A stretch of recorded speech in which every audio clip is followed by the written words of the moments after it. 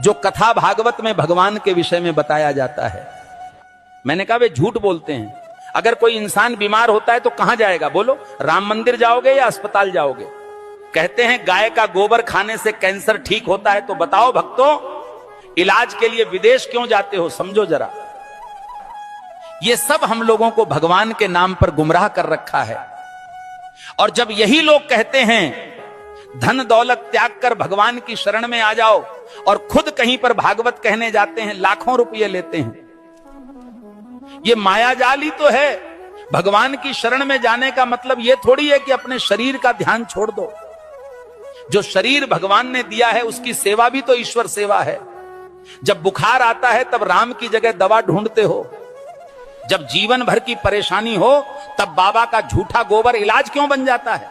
गाय पूज्य है, इसमें कोई दो राय नहीं, पर यह कहना कि गोबर खाने से कैंसर ठीक हो जाएगा, यह विज्ञान नहीं, धोखा है।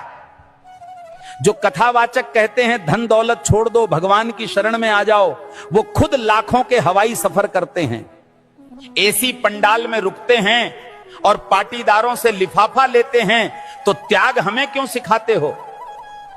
तपस्या की राह हमें क्यों दिखाते हो, जब खुद तुमने उसका कोई अनुसरण नहीं किया? भगवान के नाम पर डर बेचकर जो अपने महल खड़े करते हैं वो संत नहीं, व्यापारी हैं।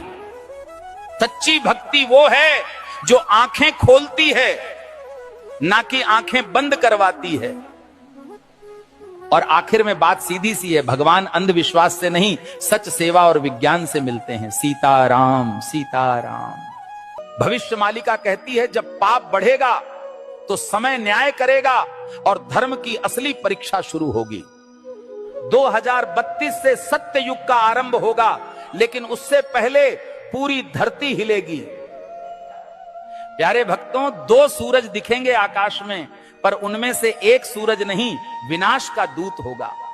बंगाल की खाड़ी में गिरेगा अग्निपिंड और समंदर उठकर धरती को लील जाएगा।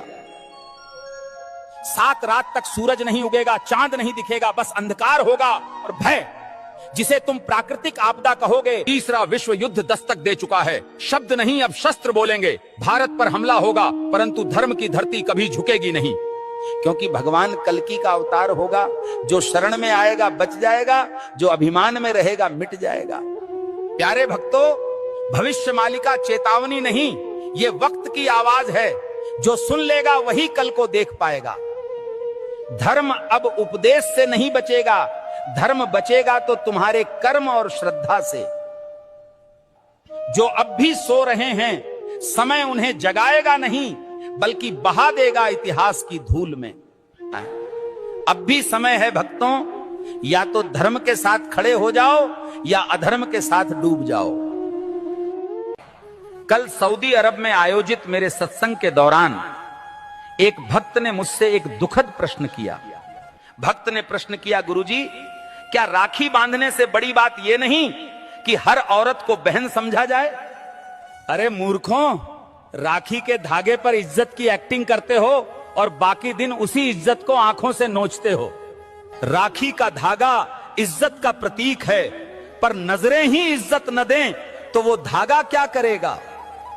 जो आज बहन कह रहे हैं, कल उसी जैसी स्त्री को घूरते हैं। यही विडंबना है। जिस दिन पुरुष की नजर नारी को सच में बहन समझने लगेगी, उस दिन हर बेटी, बहन, हर स्त्री सुरक्षित अनुभव करेगी। भाई कहे जाने से कोई बड़ा नहीं बनता, उसके विचारों और दृष्टिकोण में सम्मान हो, यही सच्ची मर्दानगी है। राखी की रस्म निभाना सरल है, पर नीयत की सफाई असली परीक्षा है। हे प्रभु, जो स्त्री को देखकर गंदे ख्याल लाता है वो कभी भाई नहीं बन सकता। हर लड़की बहन जैसी लगे, ये सिर्फ कह देने से नहीं होता, जब तक मन से उसे बहन समझा न जाए। राखी कोई ताबीज नहीं है, ये चेतावनी है सोच को पवित्र करने की और नारी को नजर से नहीं सम्मान से देखने की। जिस पुरुष की मर्दानगी किसी नारी की रक्षा न कर सके, वो राखी के धागे का भी हकदार नहीं होता। राम के भक्त हो या डर के गुलाम, शर्म करो। हनुमान जी ने रावण को जला दिया, तुम आंख फड़कने से कांपते हो। अगर आज हनुमान जी को कुछ कहना होता